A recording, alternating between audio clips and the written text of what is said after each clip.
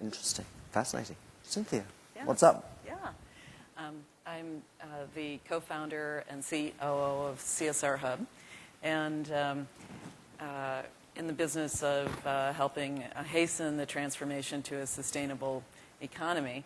I believe most of us would agree that business has the power and the innovation to solve social problems, but we have no standard way of measuring how companies are doing socially and environmentally. If you want to buy a good or service, or do a deal with a partner, or find a supplier, or invest in a stock, there are ways efficient ways to evaluate those kinds of economic decisions. But if you want to go out and buy a laptop and consider Dell or HP, Apple, or Acer, there has not been an efficient way to make a decision, and it's very complex. There are a lot of factors that are weighing into performance that include conflict minerals, waste, generation, closed-loop manufacturing, child labor, diversity on the board, and transparency. All of those factors are playing into how a company is really performing. So what CSRHUB has, our goal is to provide a rating that is as simple and powerful as a stock price.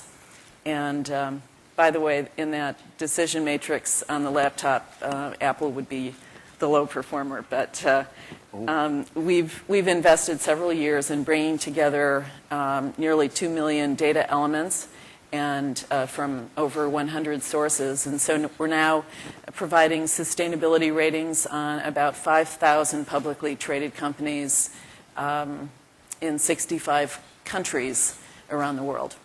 And where does that data come from? What sort of? Yeah. By way of so example? this is really capitalizing on the trends that John Hagel referred to yesterday on big data sets. We're taking advantage of having aggregated sources from research analytical firms, government databases, NGO databases, and are aggregating those and normalizing those, utilizing the cloud, and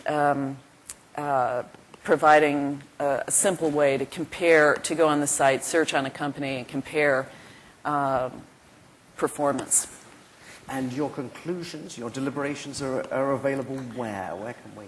It's a web-based service, and it's accessible, I think, to anyone that wants to use it, whether you're a manager or you're a student or an activist. And I think we're taking advantage of a trend, many trends, but one is that everything can be rated. And I think as younger people, younger generation would say that they expect this as a part of the decision-making process that they're going to make about the companies that they want to work for or buy from. And so... Should we be more concerned about this sort of thing? Rather than just kind of consuming? I think we should be very concerned about this kind of thing. I think one of the biggest trends that's happening is we are internalizing our social values to be more consistent with our economic decisions, as companies are internalizing the social and environmental costs, the true costs, as we were seeing last night as we watched the movie, the true costs in their operations.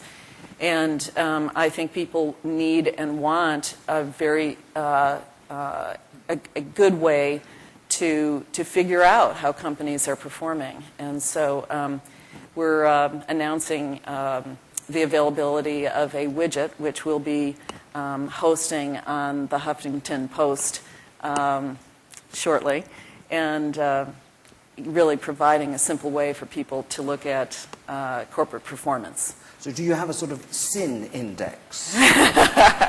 Or sinners index? Sinners. Well, yes, I think there. Yes, I think that there will be. Well, right now on a scale of 0 to 100, our average score across these 5,000 companies is about a 49, and the top performer is 71. So I think it indicates, and there are some performers that are very, very low. And so I think that kind of transparency can be transformative, and I believe the power to measure is the power to influence and improve. And so... and give us one that's doing well and one that's doing badly. Actually, I just for grins, I ran through all the attendees in the publicly held companies in the room, and ooh. I think with the I'm really pleased to say that there wasn't a single company in this esteemed audience that was under a 49, and most were in the mid-50s to the mid-60s. So that's awesome. Fabulous. Yeah. I'm getting a wind-up. Thank you all very much. And these are all fire starters, all exceptional people. Thank you for your time. Thank you. Thank you very much.